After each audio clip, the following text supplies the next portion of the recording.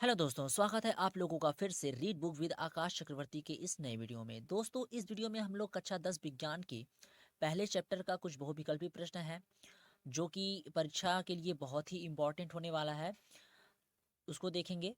ठीक है, तो चलिए स्टार्ट करते हैं। पहला क्वेश्चन है, श्वसन किस प्रकार की अभिक्रिया है? श्वसन किस प्रकार की अभिक्रिया है? ऑप्शन है आपके पास ऊष्माक्षेपी, संयोजन, अपचयन या ऊष्माशोषी। ठीक है, ऑप्शन है आपके पास ऊष्माक्षेपी, संयोजन, अपचयन या ऊष्माशोषी। तो आपका राइट आंसर क्या हो जाएगा? ऊष्माक्षेपी। श्वसन किस प्रकार की अभिक्रिया है? श्वसन एक ऊष्माक्षेपी अभिक्रिया है। ठीक है, अगले प्रश्न पे आते हैं। अगला प्रश्न है, फेरस सल्फेट किस रंग का होता है? फेरस सल्फेट किस क्रिस्टल किस रंग का होता है?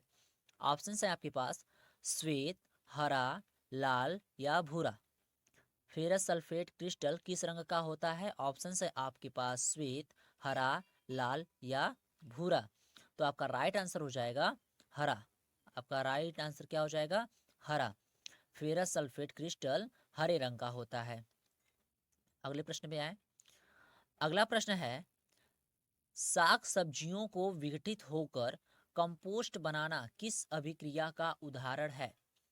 साग सब्जी जो होते हैं, अगर उनको विघटित करके कंपोस्ट खाद बनाया जाता है तो ये किस अभिक्रिया द्वारा होता है, वो बताना है। तो ऑप्शंस हैं आपके पास ऊष्माशोषी, ऊष्माक्षेपी, उभयगामी या प्रतिस्थापन। ऑप्शंस एक बार फिर से देख लीजिए, ऊष्माशोषी, ऊष्माक्षेपी, उभयगामी या प्रतिस्थापन। तो साग सब्जियों को विघटित होकर कंपोस्ट बनाना जो होता है वह एक प्रकार की ऊष्माक्षेपी अभिक्रिया होती है।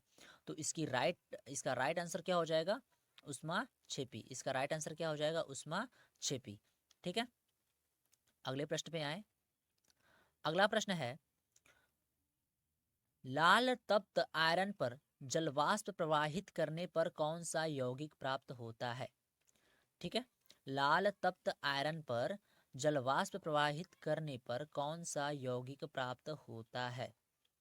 जैसे आपके घर में कोई प्रेस, ठीक है, अगर वो एकदम लाल हो जा रहा है, उसको एकदम हीट हो जा रहा है, उससे जब हम लोग पानी की बूंदे डालते हैं या जलवाष्प प्रवाहित करते हैं तो कौन सा यौगिक बनता है उस समय, ये बताना है।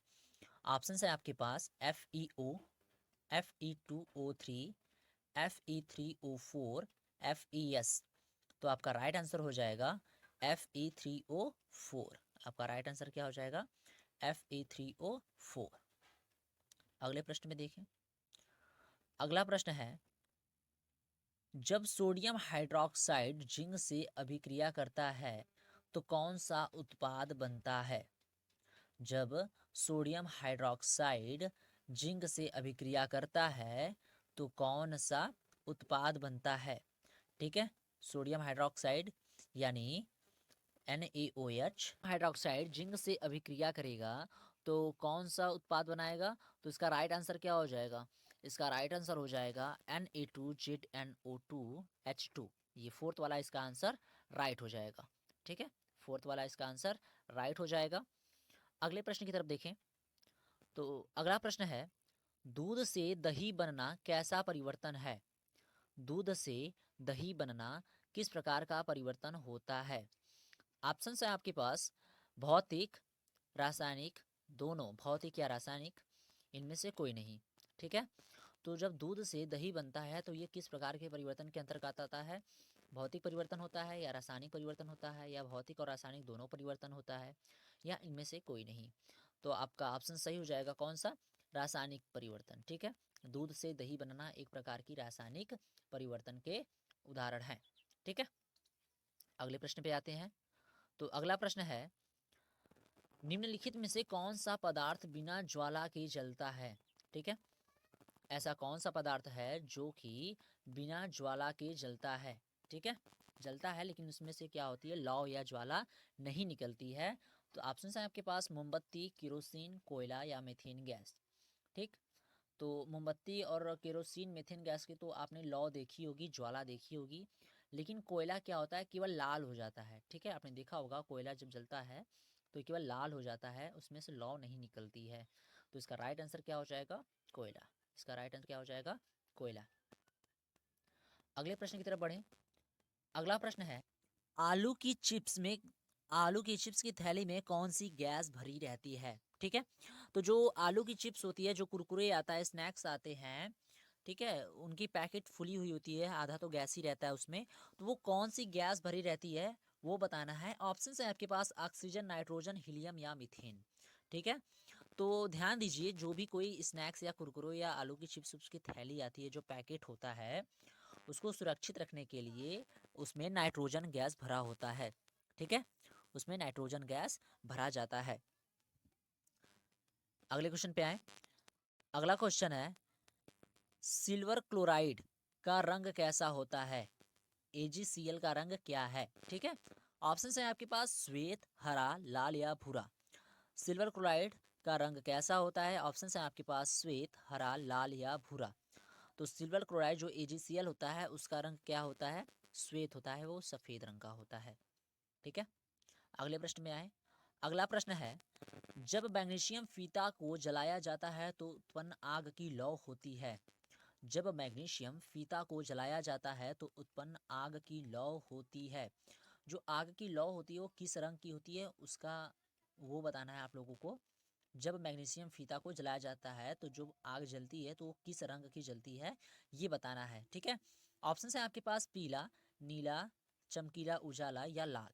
ठीक है, तो उसका जो राइट आंसर हो जाएगा चमकीला उजला हो जाएगा। उसका जो राइट आंसर हो जाएगा चमकीला उजला हो जाएगा। अगले प्रश्न पे आते हैं। अगला प्रश्न है, निम्नलिखित में से कौन सा द्विविस्थापन अभिक्रिया है? ठीक है, निम्नलिखित में से कौन सा द्विविस्थापन अभिक्रिया है? ऑप्शन से आप देख सकते हैं, ऑप्शंस क्या क्या है। ठीक है, तो आपने द्विविस्थापन अभिक्रिया के बारे में पढ़ा होगा, तो इसका राइट आंसर जो हो जाएगा वो हो जाएगा AgNO3 प्लस NaCl। ठीक है, गिवन AgCl प्लस NaNO3। ठीक है, अगले प्रश्न पे आए। अगला प्रश्न है, Zn plus CuSO4 given ZnSO4 plus Cu रासायनिक अभिक्रिया किस प्रकार की है? ठीक है, ये जो अभिक्रिया दी हुई है वो किस प्रकार की अभिक्रिया के अंतर्गत आती है? ऑप्शन है आपके पास संयोजन अभिक्रिया, विस्थापन अभिक्रिया, द्विविस्थापन अभिक्रिया, वियोजन अभिक्रिया। ठीक, तो इसका राइट आंसर हो जाएगा विस्थापन अभिक्रिया। इसका राइट आंसर क्या हो जाएगा? विस्थापन अभिक्रिया। अगले प्रश्न पे आए।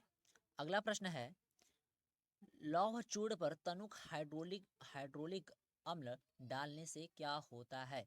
ठीक है, जो लौह चूर्ण होता है, ठीक है, जो लोहे का चूर्ण पाउडर होता है, अगर उस पे तनु हाइड्रोक्लोरिक अम्ल HCl अम्ल डालें तो क्या होगा?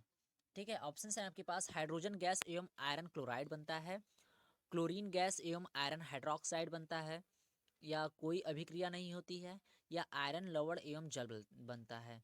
तो इसमें से आपका राइट आंसर हो जाएगा हाइड्रोजन गैस एवं आयरन क्लोराइड बनता है। ठीक है, जब लौह चूर्ण पर, जब Fe पर क्या करते हैं हम लोग, तनु हाइड्रोलिक अम्ल, ठीक है, हाइड्रोक्लोरिक अम्ल यानी HCl डालते हैं, तो क्या बनाता है वो? हाइड्रोजन गैस और आयरन क्लोराइड बनाता है। ठीक है, तो इसका राइट आंसर हो जाएगा पहले वाला, हाइड्रोजन गैस एवं आयरन क्लोराइड।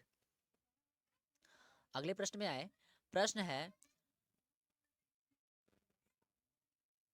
ठीक है, हाँ, तो अगले प्रश्न में आए, कह रहा है कि लोहा को जिंक से लेपित करने की क्रिया को क्या कहते हैं? ठीक है, लोहे को अगर लोहे के ऊपर अगर जिंक का लेप लगा दें तो उस क्रिया को क्या कहते हैं? ठीक है, ऑप्शन है आपके पास संक्षारण, गैल्वनीकरण, पानी चढ़ाना या विद्युत अपघटन।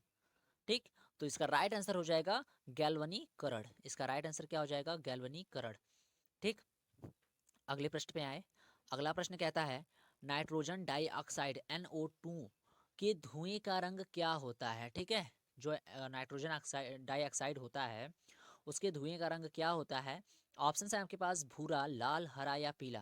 तो इसका राइट आंसर हो जाएगा भूरा। इसका राइट आंसर क्या हो जाएगा? भूरा। अगले प्रश्न की तरफ बढ़े। अगला प्रश्न कहता है, लोहे पर जंग लगने की क्रिया को क्या कहते हैं? लोहे पे जंग लगने की क्रिया को क्या कहते हैं? ऑप्शंस हैं आपके पास संक्षारण, विकृत गंधिता, विस्थापन या इनमें से कोई नहीं। ठीक है, संक्षारण, विकृत गंधिता, विस्थापन या इनमें से कोई नहीं। तो इसका राइट आंसर क्या हो जाएगा? इसका राइट आंसर हो जाएगा संक्षारण।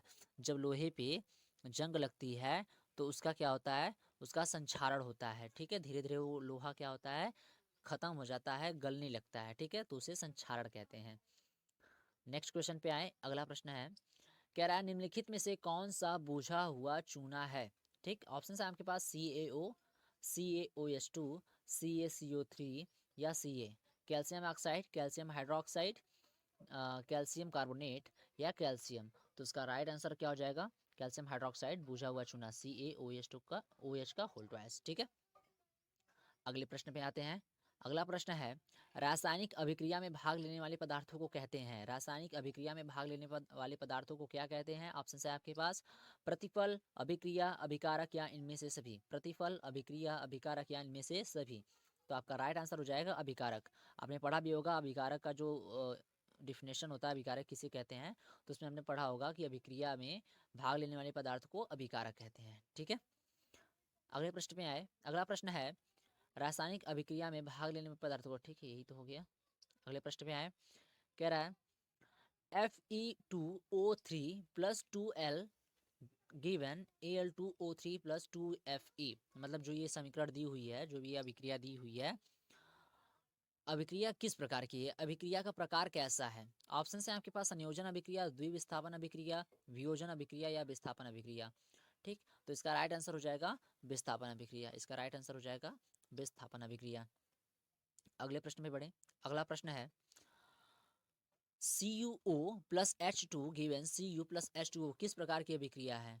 ठीक, यह किस प्रकार की अभिक्रिया है? तो आप ऑप्शन है आपके पास अपचयन, उपचयन, उदासीनीकरण या रेडॉक्स। ठीक, तो एक प्रकार का अपचयन अभिक्रिया है। यह अभिक्रिया एक अपचयन प्रकार का अभिक्रिया है। तो दोस्तों आज के लिए इतना ही। दोस्तों ये पहले चैप्टर का जितना भी बहुविकल्पी प्रश्न है वो इम्पॉर्टेंट बहुविकल्पी प्रश्नों को इस वीडियो में लिया गया था। मिलते हैं अगली वीडियो में जिसमें हम लोग दूसरे चैप्टर के बहुविकल्पी प्रश्नों को देखेंगे। आप लोग बहुविकल्पी प्रश्नों पर अच्छे से कमांड बनाएं, क्योंकि पेपर में 10 से 12 नंबर के पूछे जाते हैं और ये काफ़ी इजी होते हैं याद करने के लिए। तो आई होप आप लोगों को वीडियो अच्छी लगी होगी। अगर अच्छी लगे तो लाइक करें, कमेंट करें और अपने दोस्तों को शेयर करें जो कि बोर्ड एग्जाम 2022 में बैठने वाले हैं। और चैनल को सब्सक्राइब करना ना भूलें। धन्यवाद।